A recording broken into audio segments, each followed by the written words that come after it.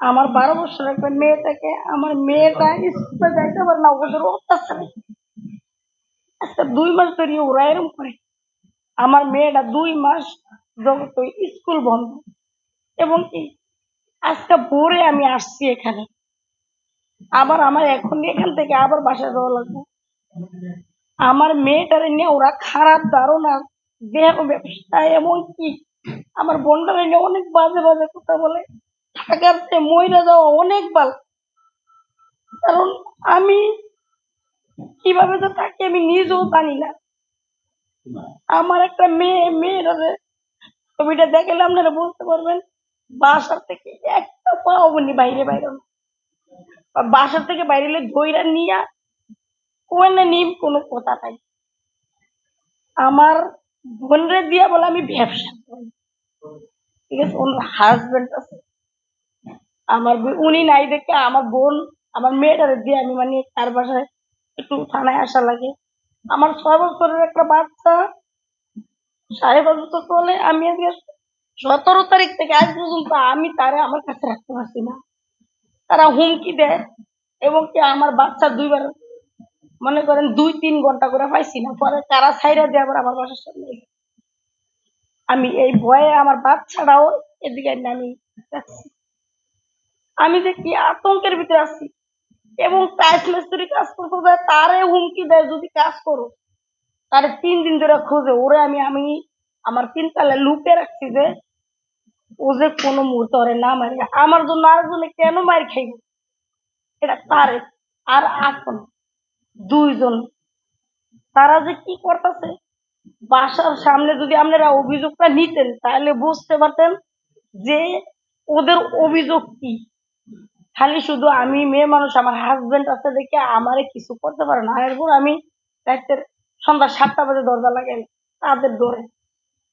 আমার দরজা মনে করেন রাতের 11টা বাজে পারে, এমনকি আমার দরজার হেজবুল খুলে রেখে স্টিলের গেট। আপনারা দেখবেন এই যে আমার স্টিলের গেটের ফাঁকটা হাত যায়, ওই হাত যায় ওই কেমনি তারা হাত ঢুকে হেজবুল খুলতে মনে করছে ধাক্কা দিলে দরজা খুলবো, কিন্তু আমি ওই স্টিলের গেটটা তালা মেরে নিজের জানের ভয়ে আমার মেয়েটা নিয়েই আমি বেশি আতঙ্ক চিন্তায় আছি।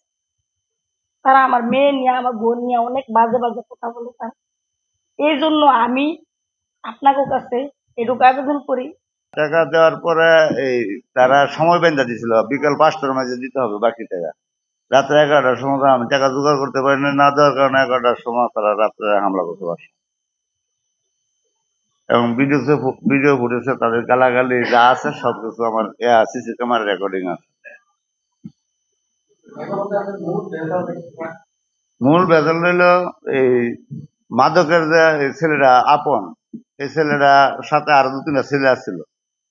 আমার বাসার সামনে ওসি সহকারে গ্রেপ্তার করছে কিছুদিন আগে রমজানের মেঝে। অন্য লোকগুলা ওসি এটা ছাত্র আছিল, এর এক ছেলে হেরে কেড়ে রাখলাম না।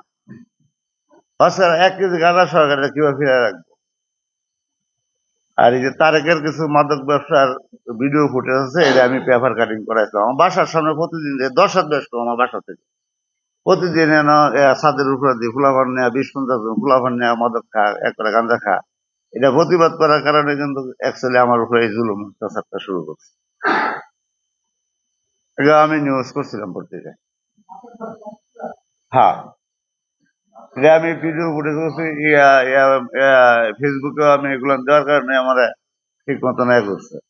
আমি প্রশাসনের সহযোগিতা নিয়েছি এবং থানায় করছি, তাদের বিরুদ্ধে কোর্টে মামলা করছে। বাসা তো আমার বাসার এই ছাদের এই ছাদ,